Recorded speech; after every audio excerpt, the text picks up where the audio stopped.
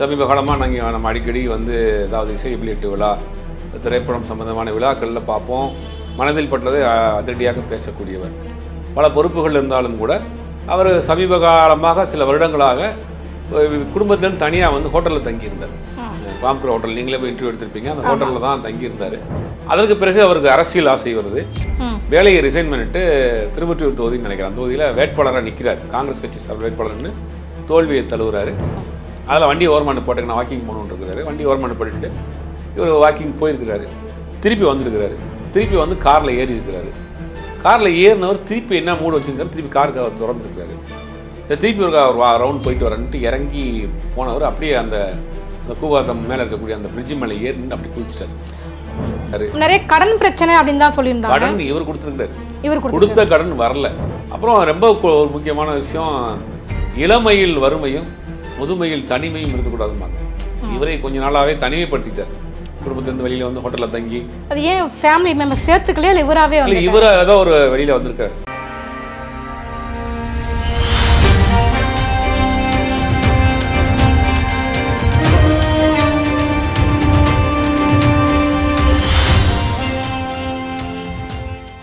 நேயர்களுக்கு வணக்கம். இன்றைய நேர்காணலில் நம்மோடு இணைந்திருக்கிறார் மூத்த பத்திரிகையாளர் திரு சுபேர் அவர்கள். வாருங்கள் பேசுவோம். வணக்கம் சார். வணக்கம்.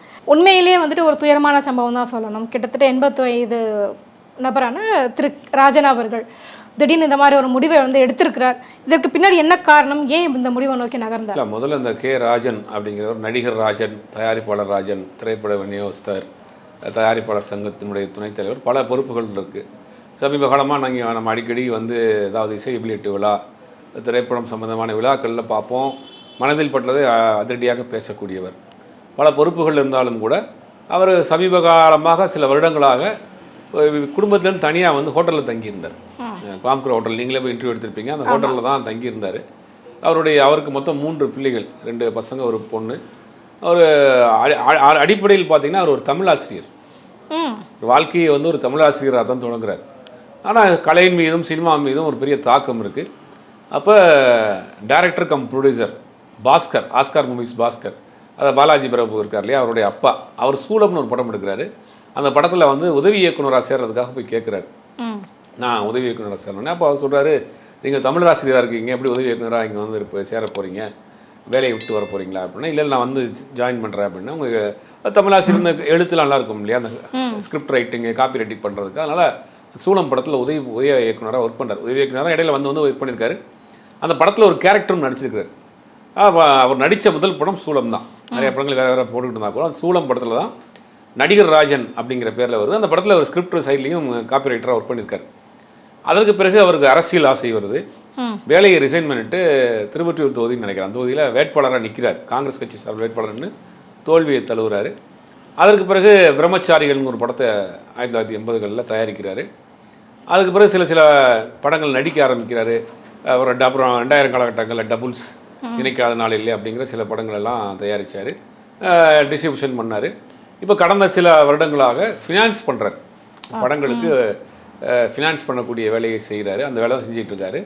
அந்த மாதிரி நிறையா நிறுவனங்களுக்கு ஒரு ஃபினான்ஸ் கொடுத்துருக்குறாரு. அதெல்லாம் பல இடங்களில் வராமல் இருக்குது, பெண்டிங்கில் இருக்குது.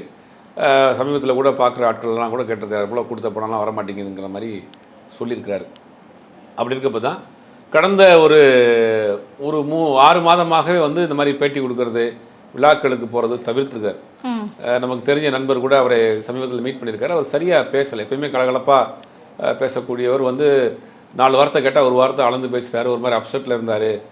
ஒரு 2 மாதத்துக்கு முன்னாடி போய் பார்த்து வந்தேன். ஏன் அப்படி இருக்கிறாருன்னு எனக்கு தெரியல. ஒருவேளை நம்ம மேலே எதுவும் கோவத்தில் இருக்காரா என்னன்னு தெரியலன்னு நேற்று அந்த சம்பவத்துக்கு பிறகு எனக்கு ஃபோன் பண்ணார். போன மாதம் 2 மாதம் முன்னாடி பார்த்தேங்க, நான் 2 மாதத்துக்குள்ளே இருக்கும் பார்த்தேன். பார்த்துட்டு ரொம்ப ஒரு மாதிரி அப்செட்டில் இருந்தார். என்ன பிரச்சனைன்னு எனக்கு தெரியல, ஆனால் பார்த்தீங்கன்னா நேற்று இந்த மாதிரி நடந்திருக்கு அப்படின்னு. நேற்று என்ன பண்ணியிருக்காரு, வண்ணாரப்பேட்டையிலேருந்து அவர் காரில் அவர் டிரைவரோட போயிருக்கிறாரு. அடையார் கூவை மாற்ற ஓரமாக போனோடனே அந்த கூவை மாற்ற ஓரம் ஒட்டி என்ன பண்ணுவாங்கன்னா, இந்த வாக்கிங் போகிறதுக்கு ஒரு சின்ன பேசேஜ் மாதிரி இருக்கும். அதில் வண்டி ஓரமானு போட்டுக்கு நான் வாக்கிங் போகணுன்னு இருக்கிறாரு. வண்டி ஓரமானு போட்டுட்டு இவர் வாக்கிங் போயிருக்கிறாரு. திருப்பி வந்திருக்கிறாரு. திருப்பி வந்து காரில் ஏறி இருக்கிறாரு. காரில் ஏறினவர் திருப்பி என்ன மூடு வச்சுருந்தாரு, திருப்பி காருக்கு அவர் திறந்துருக்கிறாரு. திருப்பி ஒரு ரவுண்ட் போயிட்டு வரன்ட்டு இறங்கி போனவர் அப்படியே அந்த கூவாத்தம் மேலே இருக்கக்கூடிய அந்த பிரிட்ஜ் மேலே ஏறின்னு அப்படி குதிச்சிட்டார். டிரைவர் வந்து உடனே வந்து சார்னு கத்திருக்கிறாரு. கூட அந்த மக்கள்லாம் திரண்டு வந்து பார்த்துருக்குறாங்க. அவர் குதிச்சிட்டார்.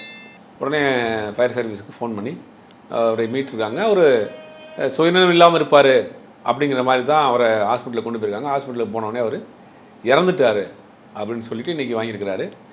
இவருடைய நெருங்கிய உறவினர் தான் ஐஸ்வரி கணேஷ். ஐஸ்வரி வேலனுடைய பையன் ஐஸ்வரி கணேஷ் இன்றைக்கி நிறைய படங்கள் எடுக்கிறாரு, பிரபல கல்வி நிறுவனம் நடத்துகிறாரு. அவருக்கு ஒரு நிறைய உதவிகள்லாம் கூட பண்ணியிருக்காரு, நம்ம நெருங்கிய உறவினர். இப்போ இவர் ராஜனுக்கு 2 பசங்க ஒரு பொண்ணு. ஒரு பையன் வந்து ஒரு டெக்ஸ்டைல் பிஸ்னஸ் எல்லாம் பண்ணுறாரு, ஒரு பையன் டைரக்டராக இருக்கார். எல்கேஜின்னு ஒரு படம் வந்துச்சு இல்லையா, அந்த படத்தினுடைய டைரக்டர் அவர் தான்.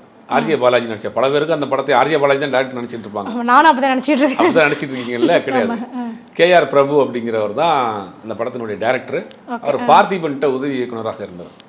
அவர் தான் அந்த எல்கேஜி படத்தினுடைய டைரக்டர். அதுக்கு பிறகு சில படங்கள் பண்ணுறதாக பேசிகிட்டு இருக்கிறார். அப்படி அவருக்கு 2 படம், 2 பசங்க ஒரு பொண்ணு. ஓரளவுக்கு வசதியான ஃபேமிலியை சேர்ந்தவர் தான். சமீபத்தில் பொண்ணுடைய மருமகன் கணவர் மருமகன் வந்து ஒரு 6 மாதம் 1 வருஷத்துக்கு முன்னாடி அவரும் தற்கொலை பண்ணிட்டார். அவருமா? ஆமாம், அதாவது இவருடைய பொண்ணுடைய கணவர், இவருக்கு மருமகன், அவர் தற்கொலை பண்ணிட்டார். இப்போ அதெல்லாம் கூட அவருக்கு ஒரு பெரிய மன உளைச்சலை கொடுத்துக்கிட்டே இருந்திருக்கு. சமீபத்தில் அவர் ஒரு சர்ஜரி பண்ணியிருக்காங்க, கார்டியாக் சர்ஜரி, அதுவும் பண்ணியிருக்காங்க. அப்படி இருக்கப்போ இதெல்லாம் சேர்ந்து அவருக்கு ஒரு பெரிய மன அழுத்தம். கொடுத்த பணம் நிறையா ஃபைனான்ஸ் கொடுத்துருக்காரு. நிறைய கடன் பிரச்சனை அப்படின்னு தான் சொல்லியிருந்தாங்க. கடன் இவர் கொடுத்துருக்காரு, கொடுத்த கடன் வரல. இன்னைக்கு கூட அவருடைய பையன் ப்ரெஸ் மீட் கொடுத்துருக்காரு.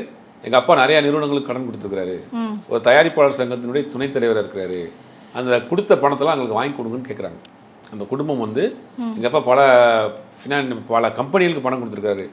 இப்போ அந்த நிர்வாகம் சேர்ந்து எல்லாம் முடிவெடுத்து அந்த பணத்தை எங்களுக்கு வாங்கி கொடுங்க, ரொம்ப உங்களுக்கு ஒரு பிரயோஜனமாக இருக்கும், அப்புறம் எங்கள் தெரியாத விஷயங்கள் தவிர பரப்பாதீங்க அப்படின்றாங்க. இப்போ அவருடைய இந்த 81 வயசு, அவருடைய மரணத்துக்கு தற்கொலைக்கு காரணம் அப்படிங்கிறப்ப அவர் கொடுத்த பணம் சரியாக வரல, உடல்நிலை காரணம், குடும்பத்தில் அந்த மனைவி மகளுடைய கணவர் இறந்ததெல்லாம் ஒரு அழுத்தம். அப்புறம் ரொம்ப ஒரு முக்கியமான விஷயம், இளமையில் வறுமையும் முதுமையில் தனிமையும் இருக்கக்கூடாதும்பாங்க. இவரை கொஞ்ச நாளாகவே தனிமைப்படுத்திட்டார். குடும்பத்திலேருந்து வெளியில் வந்து ஹோட்டலில் தங்கி, அது ஏன் ஃபேமிலி மெம்பர் சேர்த்துக்கலையே இல்லை இவராகவே? இல்லை, இவர் ஏதோ ஒரு வெளியில் வந்திருக்காரு, தனிப்பட்ட. அவர் ஒரு பிஏ வச்சுருக்கிறாரு, ஒரு டிரைவர் வச்சுருக்கிறாரு, ஒரு இடத்துல தங்கி இருக்கிறாரு. எப்பயுமே பார்த்தா ஒரு போல்டான நபர், ஒரு வெள்ளை பேண்ட்டு, வெள்ளை ஷர்ட்டு, வெள்ளை செருப்பு போட்டிருப்பார். யாரையுமே வந்து மனதில் பட்டதை டப்புன்னு உடைச்சக்கூடியவர். தயாரிப்பாளர் சங்க தேர்தலில் அந்த பெட்டியெல்லாம் தூக்கி இது பண்ணார். திருட்டு விசிடி சம்மந்தமாக இவர் பாபு கணேஷ் இவங்கெல்லாம் சேர்ந்து ஒரு குழு மாதிரி, படை மாதிரி அமைச்சு தேர்ந்து விசிடி விற்கிறவங்கலாம் போய் சீஸ் பண்ணி அடித்து அதெல்லாம் கேஸ்லாம் ஆச்சு, ஜெயிலெலாம் கூட வழக்கெல்லாம் பதிவு பண்ணப்பட்டுச்சு. அந்த மாதிரி சினிமாவுக்கு தொடர்ந்து பேசக்கூடியவர். சினிமாவில் சிறுபட தயாரிப்பாளர்களுக்கு கொண்டு வந்து வாய்ப்பு அளிக்கணும், அவங்களுக்கு ஒரு கை கொடுக்கணும், அவங்கள முன்னேற்றணும் அப்படின்னு அது சம்மந்தமான விஷயங்களை பேசுகிறவர். காமராஜர் மெட்ரிகுலேஷன் ஸ்கூல்னு ஒரு ஸ்கூல் நடத்துகிறாரு. அந்த ஸ்கூல் சங்கத்தினுடைய முக்கியமான பதவிகளில் இருக்கார். தமிழ்நாடு மெட்ரிகுலேஷன் ஸ்கூல் சங்கத்தில் ஒரு பதவியில் இருக்கிறாரு.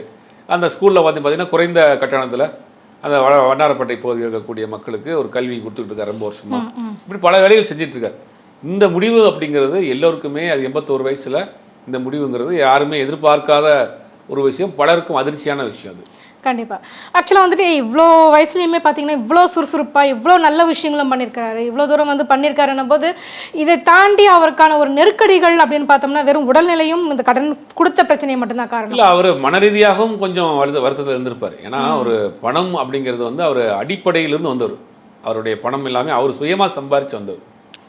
ஒரு சாதாரண எளிய பின்புலத்திலிருந்து தன்னை ஒரு ஆசிரியராக இருந்து தயாரிப்பாளராகி, நடிகராகி, இயக்குனராகி, டிஸ்ட்ரிபியூட்டராகி பல பதவிகளுக்கு வந்து பல இடங்களில் இன்றைக்கி நிற்கிறார், ஒரு ஸ்டேட்டஸில் இருக்காருன்னா அவரை தானே உருவாக்கிட்டது தான். ஒரு பெரிய பூர்வீக பணக்காரரோ அப்பா அம்மா பெரிய கோடீஸ்வரர் அவரே உருவாக்கின ஒரு சாம்ராஜ்யம் தான். அப்போ அந்த மாதிரி ஆட்களுக்கு மன தைரியம் இருக்கும். நம்ம தானே ஒன்றுமே இல்லாமல் சம்பாரிச்சோம்ல, காசு பணம் சம்பாரிச்சிட்டோம்னு நினைப்பாங்க. பட் எனக்கு அது ஒரு காரணமாக இருக்காது. இப்போ அவருக்கு பல காரணங்கள் ஒரு மன அழுத்தத்தை கொடுத்துருக்கலாம். நம்மளுக்கு ஏதாவது கடைசி காலத்தில் நம்ம வந்து உடல்நிலை சரியில்லாமல் படுத்து யாரும் நம்மளை வந்து பாரமாக இருந்துடக்கூடாது யாருக்கும். சில பேருக்கு அதில் ரொம்ப இதாக இருப்பாங்க, ரொம்ப ஒரு போல்டாக இருப்பாங்க. நான் வந்து யாருக்கும் பாரமாக இருக்கக்கூடாது, என்னை யாரும் வந்து ஐயோன்னு பார்த்துடக்கூடாது, என்னை யாரும் பரிதாபமாக இருந்துடக்கூடாது அப்படிங்கிற விஷயங்களில் இந்த மாதிரி ஆட்கள் ரொம்ப வைராக்கியமாக இருப்பாங்க. அந்த மாதிரி கூட அவர் அந்த முடிவு எடுத்துங்க. அந்த முடிவு தவறான முடிவு. ஆனால் பெருசாலாம் அவருக்கு உடல்நிலை பாதிப்புனால ஆக்டிவாக தான் இருந்தார்.